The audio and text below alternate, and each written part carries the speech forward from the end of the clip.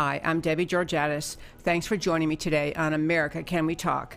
Today I'll talk truth about America's standing with Israel, with the embassy and the Golan Heights, Gaza's rockets, America's interests and left-wing allegiance to the Palestinians, and Jared Kushner's peace plan and America's Middle East role, and why these stories matter to you. Stay tuned.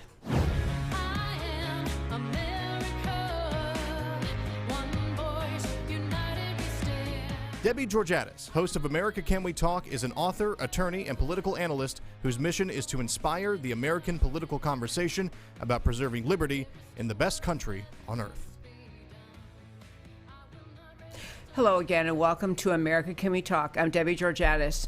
On this Deep Dive Monday, I really want to focus on Israel. And obviously, many of us have been watching over the past few days where Israel has again been attacked with rockets from the Gaza Strip. And I thought it would be helpful today in this Deep Dive Monday to talk with you about Israel and just some highlights of where we stand in the world, where America's support of Israel stands, and what it means to the world for us to stand with Israel. I'll start with it. I just learned recently that this is we're almost at the 1-year anniversary of the time that America decided to move its embassy from Tel Aviv, our embassy in Israel, from Tel Aviv to Jerusalem, the place that Israel had wanted our embassy to be for decades. And many people, presidents and other leaders, had talked about moving our embassy, and actually President Trump was the one who finally did it. I was actually surprised to realize that the anniversary is coming up next week. It's May 14th, and that happens to be the day that the embassy move was chosen because it was then the 70th anniversary of the Israeli Declaration of Independence. So I want to start with a brief clip. This is a clip of people who were in the Gaza area. These are Palestinians speaking up in December of 2017 in opposition to the then announced effort of President Trump to move the American embassy in Israel to Jerusalem. Here's what this, in fact, the spokesman, one guy, you'll hear him, and he's not speaking English, so you have to see the subtitles, but he's a member of the Islamic Jihad. Here's what they had to say then.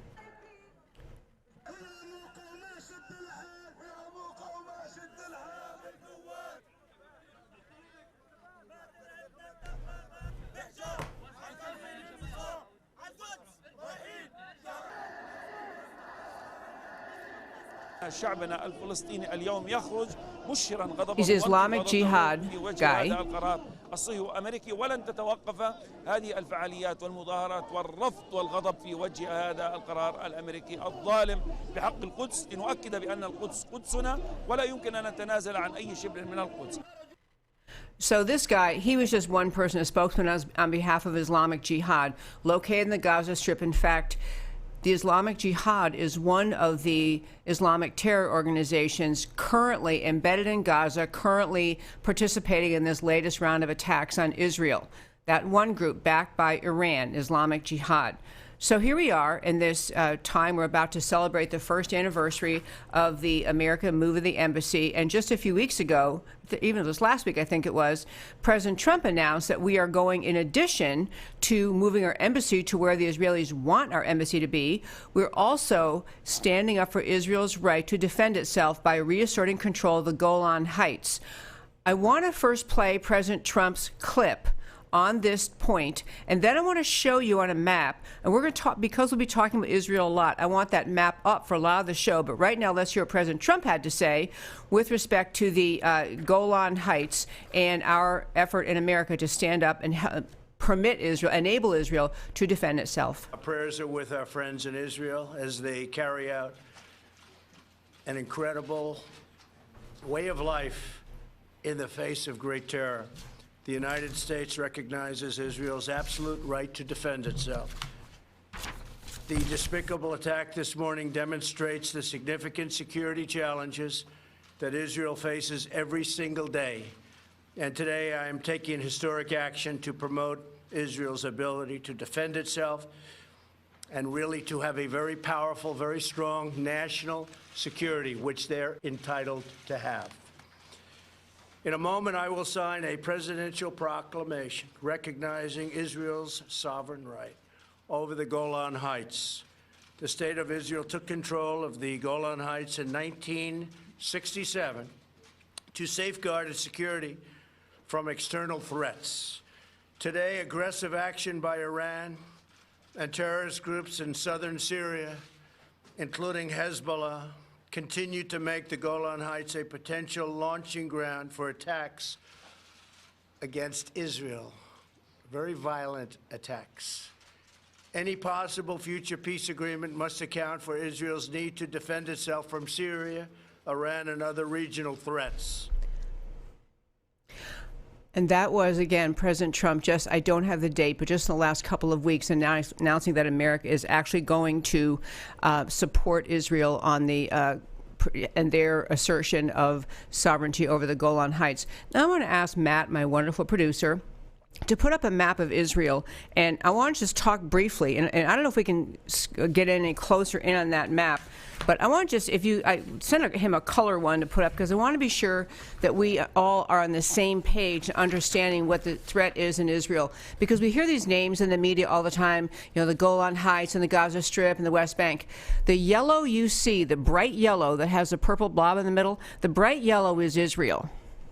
To the left, on the west, is the Mediterranean Sea. That big purple area within Israel is what is commonly called the West Bank, which is because it's the west bank of the Jordan River, which is on the east side of Israel. But that is the West Bank, the purple spot. And then the bottom left of your screen, that kind of pinkish area, is the Gaza Strip. So it's a relatively small section, Gaza Strip. And the last thing I'll point out right now is up near the top, you see the yellow of Israel, and then up near the top right of Israel is the Golan Heights. The Golan Heights is a strategically extremely important area because it is high, it has height, and so people who wish to invade all these surrounding enemies of Israel, Lebanon, Syria, Jordan, Iran, Iraq, all these folks, the Golan Height is just a strategic area, and so the Israelis have reclaimed the Golan Heights, and President Trump announced in the remarks you just heard that we are going to support Israel's right to control the Golan Heights, which really means support Israel's right to be able to defend itself. I'll tell you one last quick fun thing that over in this first five today, but in the last few days, I had the opportunity to do a little interview and video at the Beck Studios. Glenn Beck Studios happen to be located here in Dallas, and they are doing a one-year anniversary celebration of the moving of the American Embassy in Israel from Tel Aviv to Jerusalem, and they asked various people, I don't know who else. I mean, it was an individual thing. I don't know who else will be on. But anyway, they asked, I had the opportunity to come and talk about Israel. And it was great because it caused me, again, to focus on why Israel is such an important strategic ally to America, why it matters to America to have Israel be strong.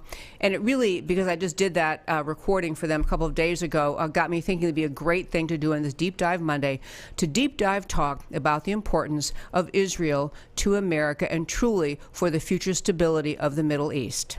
And that, my friends, is today's First Five. I want to turn now and talk about, on this deep dive day in Israel, a little more about Israel, and again, a lot more about Israel and the attacks that have been going on there in just the last few days. Again, I want to put that map up if you can. That map of Israel. I love maps. I have to say, I've done other people's radio shows, and if I know we're going to be talking about the Middle East, I have all these maps spread out because I love being able to actually look at them. But I want to point out the entire country of Israel, again, that's the yellow, is about the size of the state of New Jersey. Slightly larger than New Jersey, one of the smallest geographically states in our country. And Israel is surrounded by, on all sides, they got the Mediterranean Sea, but then you have countries that are Islamic majority and that are aggressors, are enemies of Israel, and try very hard in a variety of ways. Now, Egypt is different. Egypt is playing a really important role in the Middle East now, but many of the countries surrounding Israel are simply intolerant of the idea that Israel even exists. Truly intolerant of the idea that Israel exists as a country. Though that thought on the part of those countries surrounding Israel is rooted in the teachings of Islam. within the Quran, the founding text, the Muhammad's writings, the founding text of Islam, as well as in the writings of many of the revered scholars of Islam, as well as in mosques and Islamic schools around the world today, devout Muslims are taught a variety of truly evil things about Jews, and then in modern times about the existence of the State of Israel. The Quran is full of instructions to devout Muslims that Jews are to be considered they're second-class citizens. They're not really people. They are analogized to dogs.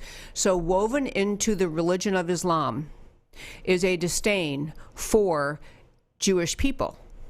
And this obviously was written before the country of Israel existed, but the disdain for Jewish people. Now, I'm not saying that every Muslim on the planet or every Muslim in America is anti-Semitic. I am saying there's a problem in Islam in large part because the founding documents, and again, many of the world's revered scholars, historically and today, revered Islamic scholars, teachers, imams, Islamic centers, Islamic schools, continue to teach these things about the Jewish people. So the nation of Israel, surrounded by people who are followers of Islam and are very intolerant of the right of Israel to even exist. Another thing to mention about Israel before I dive into what's been happening the last few days is this.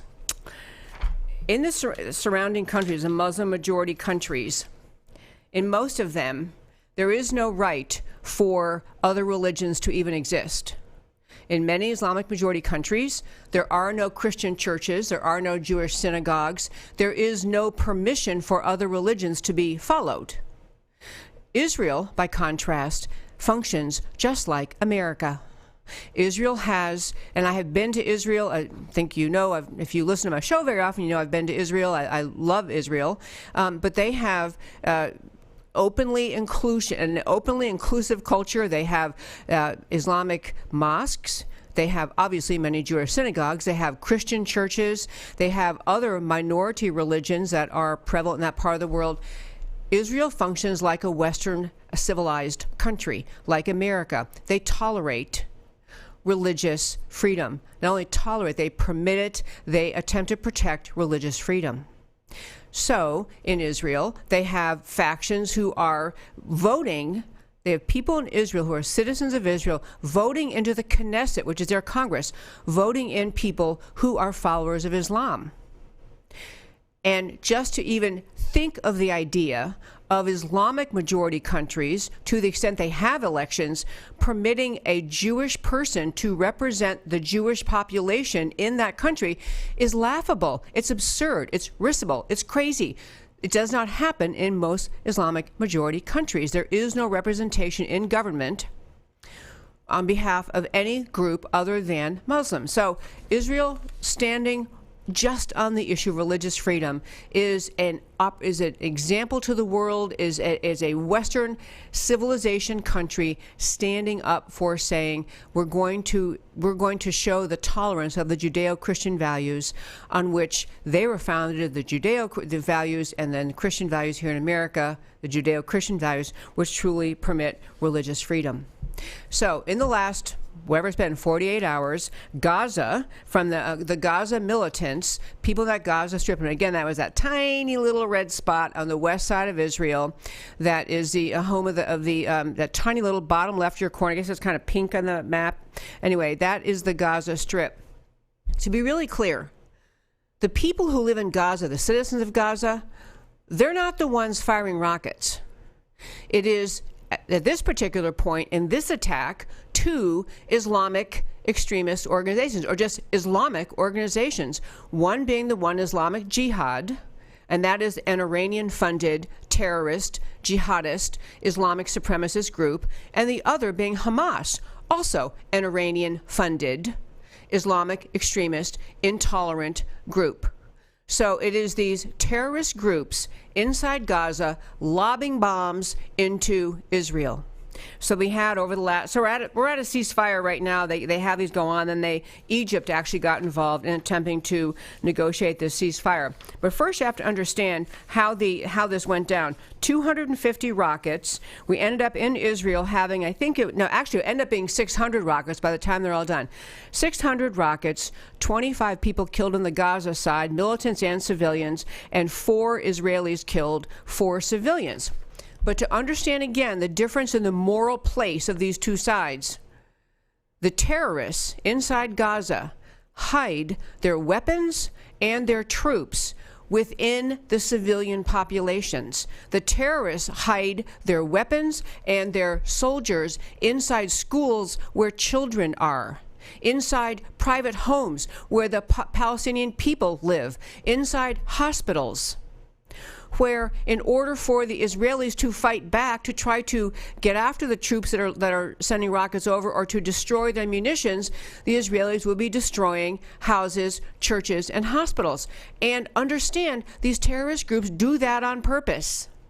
They are willing to risk the lives, to end the lives of the Palestinians they claim to care so much about, by hiding their persons and their weapons inside civilian targets like hospitals and schools and private homes.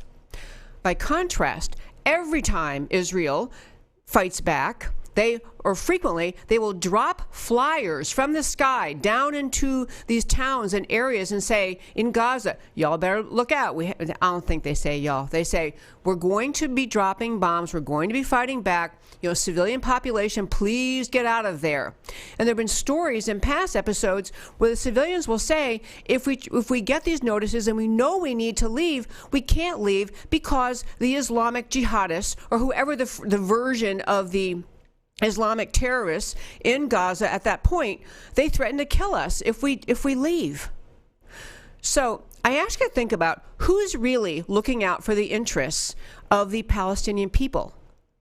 The terrorists who occupy, the terrorists who know they're going to bring on the bombing by Israel, or Israel who goes out of their way to try to prevent injury to civilians. So we're right now at a temporary ceasefire. Hamas agreed and Islamic Jihad have both announced, we have a ceasefire right now. But I want to just one more thing about that before I turn to where that hits us politically in America. This latest round of bombing of rockets from Gaza, it was not the doing of the Palestinian people. They are really the manipulated, they are used and manipulated by the terrorists to instigate a defense by Israel, meaning the terrorists show up in Gaza, they occupy areas where citizens are, they attack Israel, Israel fights back, and then the terrorists run to the media, say, look, Israel's killing innocent people.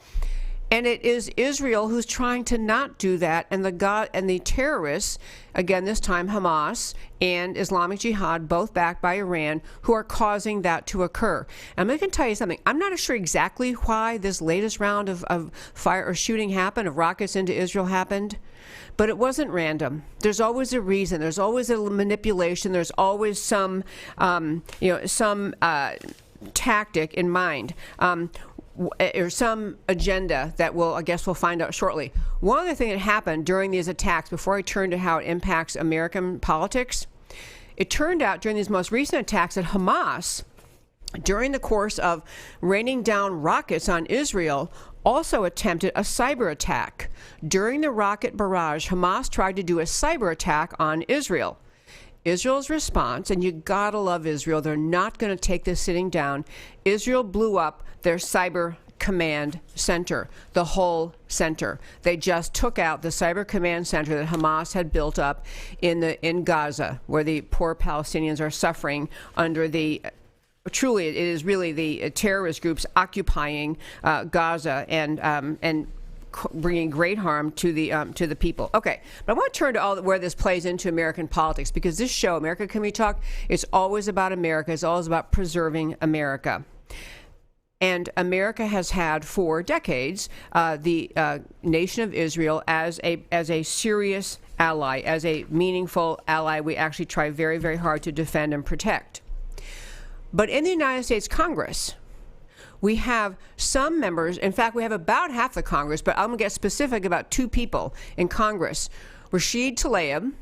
She is a Muslim member of Congress, newly elected from Michigan, and she's a Democrat Muslim congresswoman from Michigan, Rashid Tlaib, and the other one is from Minnesota, a Democrat member of Congress from the state of Minnesota, Ilhan Omar. Both of them issued hysterically denouncing statements about Israel actually defending itself. And this is what their argument is, essentially. Until Israel does everything the terrorists want, they're in the wrong. Israel is always wrong in the worldview of Tlaib and Ilhan Omar. The two of them were hysterical because, as one example, the New York Times ran a headline, I have it right here, I hope, but New York Times ran a headline which said, Gaza militants fire 250 rockets and Israel responds with airstrikes. That headline was encompassed in a tweet that Rashid Tlaib put out just saying, how dare New York Times blame the Palestinians just because they're sending rockets? Well, again, the Palestinians aren't sending rockets. The Palestinian people aren't sending rockets into Israel. The Islamic terrorists living among the relatively helpless Palestinian people are. Now, to be clear, the Palestinian people are mostly Muslim, or all Muslim. They're Muslim, they are Arabs. They're not all part of Hamas, Islamic Jihad, or any other horrific terror group. That's not who they are. They are just pawns used by the Islamic terrorists in this world. Back to Tlaib and to Ilhan Omar. If those women actually cared an iota about the Palestinian people, they would be on Israel's side. They would be saying these lunatic Islamic terror groups, Islamic Jihad and Hamas and whoever else gets involved over there from time to time, they're the ones causing death and harm to the Palestinian people because they hide their weapons and their troops inside civilian targets. If Tlaib or Omar actually cared about the people of the Palestinian people, which, by the way, there's no such thing, we'll hit that point in a moment, there is no such thing as a Palestinian people. That is a false construct created by Islamists in this world. But I digress. If Omar and Tlaib cared enough, truly cared about the people, the innocent people, they would be criticizing the terrorists who use them for cover. Tlaib and Ilhan Omar, they are on the side of the Islamic terrorists. They are speaking up because they support Hamas. They support Islamic Jihad. They support the terrorist conduct of the radical Islamic groups who kill innocent people at all times. That's who they really support. And in Washington, you have virtually no Democrats speaking up. Okay, a small handful. Almost no Democrats speaking up on behalf of Israel, speaking up and agreeing that we have in our country, we have to be defending our ally Israel, our one ally that supports Western civilization, that functions like a modern civilized country, that permits people to live in liberty, that respects religious freedom, that has a rule of law, that has a representative government. All of those things Israel has, all those things are American. None of Israel's surrounding Islamic nations have anything like that. Egypt's getting better. Saudi Arabia is trying to get better. But the idea that we in America should be supporting Israel as a longtime ally and as a nation that understands the importance of the roots of Western civilization, all Americans should be supporting that.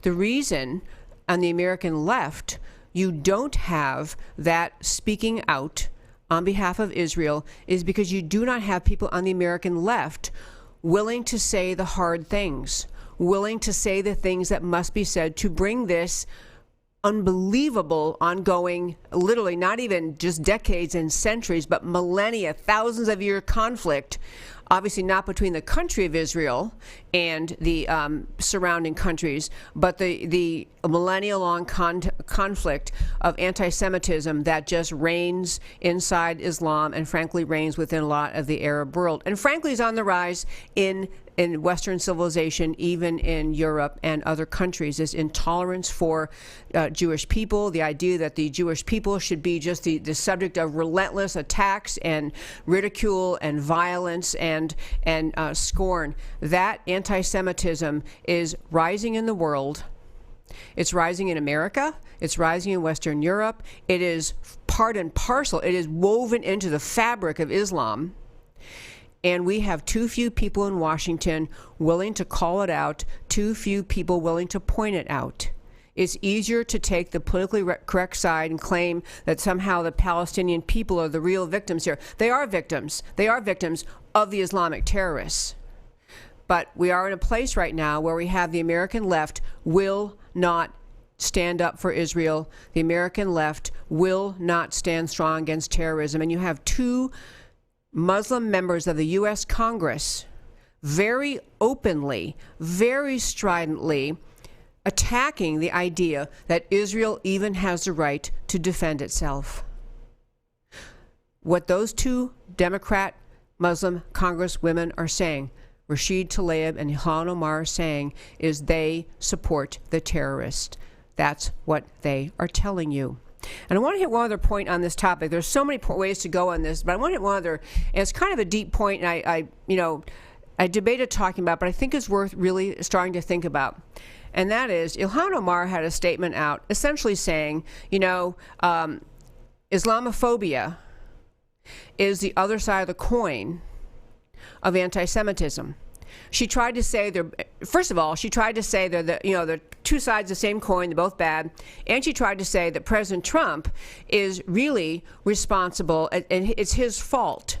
She blamed Trump directly for the increase in anti-Semitism and what she claims is the increase in Islamophobia. And I want to correct that, and I urge you to really think deeply about what the differences are between those two things. Anti-Semitism, the idea of simply hating another person because they happen to be Jewish, by faith or ethnicity, they happen to be Jewish. Anti-Semitism is as old as time. It's as old as the founding of Islam. It has existed around this planet, unfortunately, for thousands of years. Anti-Semitism is simply a hate of somebody else because of their faith or their Jewishness, whether it's their faith or even their ethnicity. It is simply hating somebody else because of who they are. And it is evil, and it is wrong. The term Islamophobia, concocted by the left, is a whole different issue. The Islamic world, in this modern time, millions and millions of individuals who follow the faith of Islam are engaged in a variety of ways in a war against Western civilization. Against the idea, for example, in Western Europe, you have the massive number of Islamic migrants moving into Western Europe.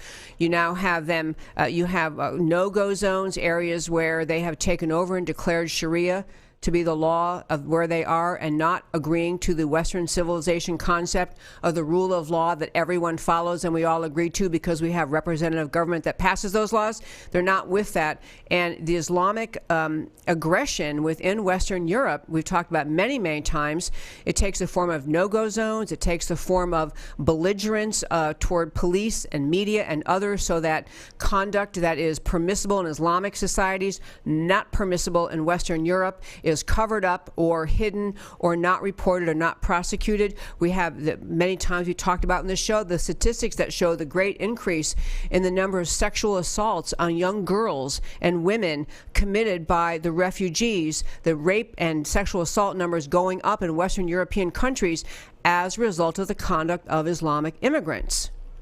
This is not to say that every Muslim in the world engages in that conduct. It is to say that conduct permissible in many Islamic majority countries is not permissible in Western civilization. We have people trying to raise the alarm bell about the great threat of the Islamic conquest ideology, the conquest woven into the ideology woven into Islam that says Islam must exist as a conquest faith. It must exist as a conquest military movement. It must progress and be a conquest political movement. Former Muslims talk about this all the time. They try to raise the alarm bell in the West.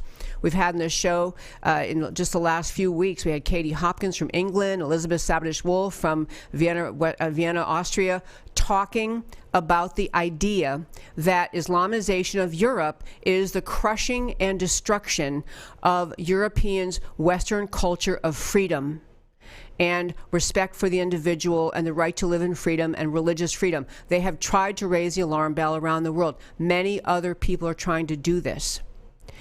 Because that was not received well by individuals in the Islamic world and the American left, the expression Islamophobia developed. And a phobia is an irrational fear. Like people may have an irrational fear of, insects or all sorts of other things that are true phobias, that you're kind of, you're claustrophobic. You really, really get upset and when you're in a closet or a very close situation where you don't feel like you have enough room to move. That's what a phobia is. It's irrational fear. So when people raise the alarm bell about what's happening in Western Europe and frankly also happening in America, it is attacked by the media, by the left, and by people like Ilhan Omar as Islamophobia. If you want to defend Western civilization, you want to defend freedom of religion, you want to defend the rule of law, the culture of created by Western civilization, you have to be able to contrast and criticize the culture created by the teachings of Islam.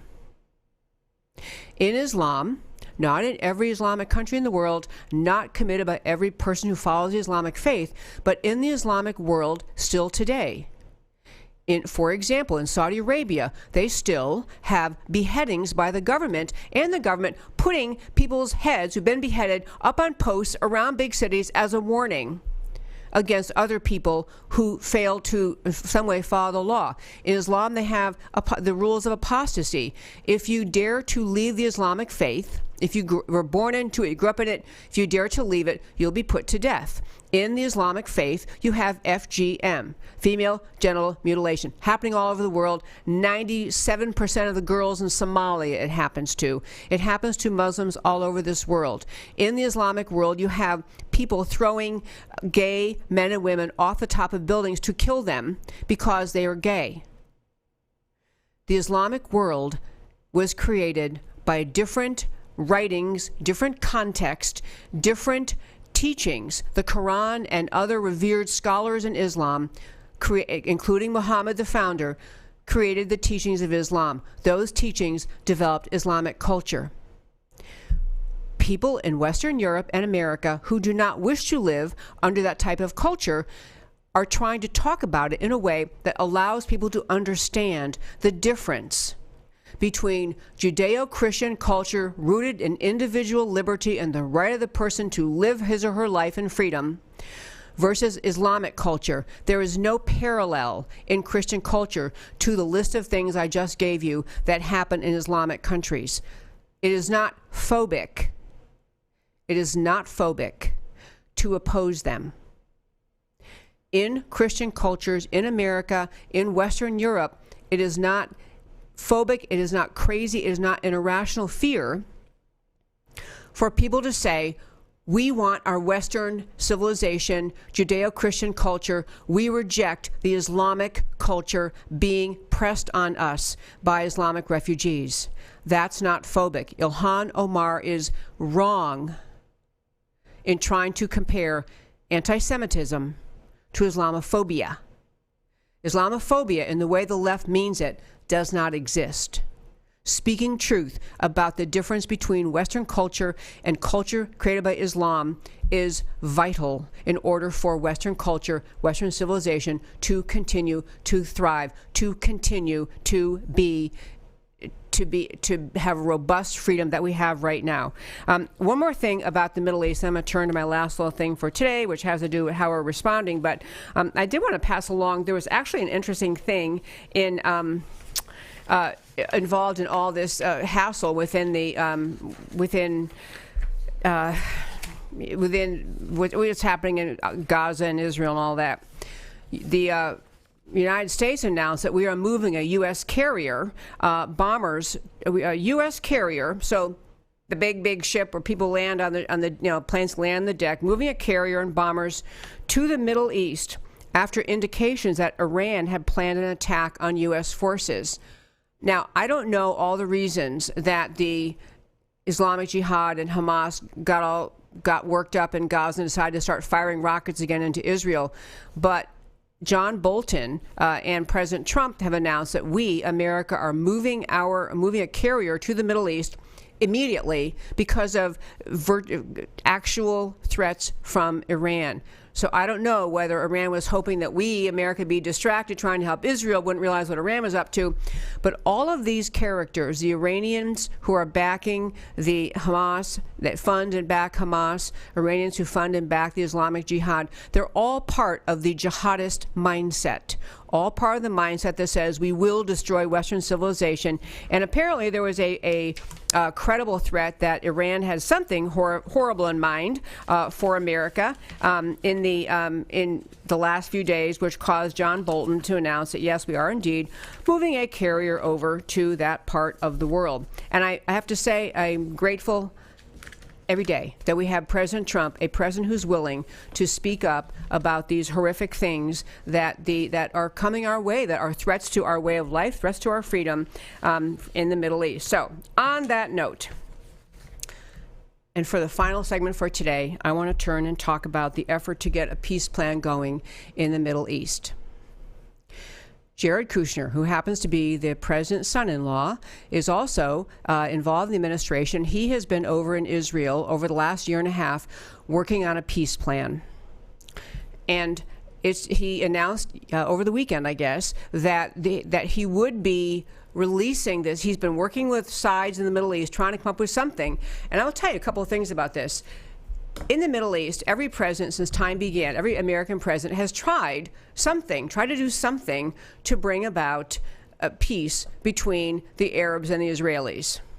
And you can substitute the name in whatever group it's going to be, but trying to find peace between the Arabs and Israelis over in the Middle East. And a primary problem we run into every time we try this is a simple fact that, as we mentioned several times, Islam is intolerant of the right of Jews to live, to be respected, to have a place at all. There was a great comic someone came up with during the time that President Obama was president and John Kerry was his Secretary of State. It was, I want to have Matt put up if he could on the screen. It was a comic that basically is about the idea of how do you negotiate with someone who's saying, you all have to die. If you can't see it clearly, that is John Kerry being depicted. The guy on the left is a Hamas person, guy on the right, Netanyahu, and the Hamas person, his piece of paper says demands at the top. It says list, death to all Jews. And then John Kerry's saying, could you at least meet him halfway? Okay, that was a brilliant cartoon, because this is what every negotiator on the behalf of Israel from America has faced, is you have Israel always asked to make concessions, and Hamas, Hezbollah, all of those groups over there, all of the Islamic terror groups still have at their core the Islamic disdain for Judaism, the Islamic disdain for the right of Israel to exist. So I don't know if Kushner is going to make any progress, but they're at least trying. And I know there are people on both sides of the aisle who have often said, throw our hands up. We can't do a thing about this. They've been enemies since the Bible times, and we can't do anything about it. It's a waste of time.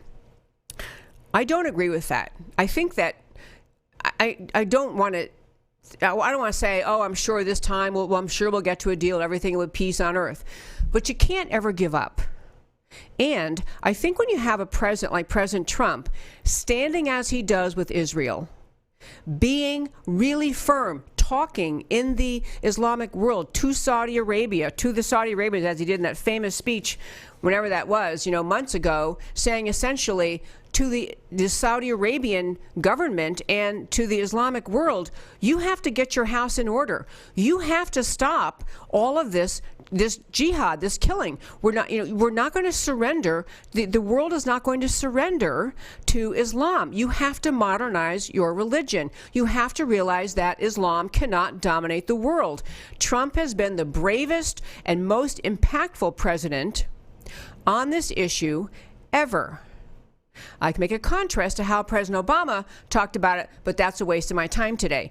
Today I'm saying I think to have Jared Kushner, who happens to be Jewish, who's President Trump's son-in-law, married to Ivanka, over there in Israel working on a peace deal.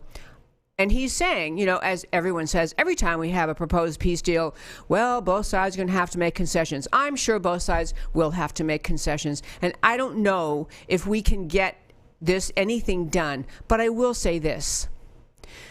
Once you realize that one of the two parties negotiating, whether it is the Palestinian Authority, any of the jihadist groups, whoever it is you're negotiating with in the Islamic world, has to understand that the force of America is going to stand with Israel. And we are not making that in a half-baked, insincere way. We mean it, and we'll put our force behind it. I think maybe you'll find that some of those terrorists might just say, you know what? We're going to have to come to something. We can't be in this battle forever. Now, I'm not saying Islam is ever going to drop its teaching that all Jews must die and must be killed. I don't think that but I think that the Islamic world can wake up to the reality that we can move forward and not have all this endless cycle of violence. I don't know if it'll happen, but I think America, that is a vital role for America in the Middle East, a vital role for America really in the world, being a leader, standing up for the idea that we do not tolerate the repressive agenda of the jihadists. We will fight back. We will not surrender. We will support Israel. Just maybe all of that together can at least start us on a path toward some deal that could work. I don't know, but I never want to give up hope. I don't want to give up hope because I think there is a God. And I think there's a God who actually is present in our lives, present even in America's foreign policy, present in our country. And I think the notion of bringing a higher-minded respect for everyone, an idea that we say we have to, the jihadists, the Palestinian Authority, the Palestinian people, you have to respect the right of Israel to exist. And Israel, you have to respect their right to live and exist. That is a Judeo-Christian concept, a God concept that is absent in Islam. But it is present in America, present in our president right now and in his administration, and the thinking we bring to these problems. So, I'm not going to hold out hope and say, oh, for sure, forever, we've got it all done here. We're just going to, we won the day. But I do think there is a reason for hope, and I don't want to ever be just disdainful of the idea that we can't somehow possibly bring about a peace solution in the Middle East. And now, for the ending of every show is why it matters to you. And that's what I want to talk with you about right now. First, the U.S. Embassy in Jerusalem, the annexation of the Golan Heights, the Iranian sanctions, not letting them get away with that idiotic surrender to their building of nuclear weapons, pulling out of the Iranian deal, rising anti-Semitism in the world, including in the U.S., the Gaza rocket attacks. These all underscore this reality. Israel is ground zero in the conflict between Western civilization and its opponents. Next slide. What is happening inside and to Israel right now? Israel is the place, and it's the importance to humanity of the Bible, the concept of individual rights, responsibilities, freedoms, including freedom of conscience, treatment of your neighbors, including non-believers and believers in other faiths or traditions. All of these are deeply involved, woven into, wound up into the battle between Western civilization, which is Israel and America, versus the jihadist mindset. All of this is profoundly at stake in how we handle and support Israel. Last slide, if we can. And that is why this matters to you. The United States of America and the State of Israel are, for all practical purposes, aligned. We are 100% aligned in the way we respect and treat individuals in our societies. We are allies at the deepest level, and if we value and protect these civilizational values, and that's what they are, undergirding civilizational values, we can make progress, but we have to be supporting each other and recognizing the unique place of each other. And that is why what's happening in and to Israel matters to you. I'm Debbie Georgatos. This is America Can We Talk. Talk to you tomorrow and every Monday through Thursday, 3 p.m. Central Time. And please tune in, because every day in the show I talk truth about America, because America matters.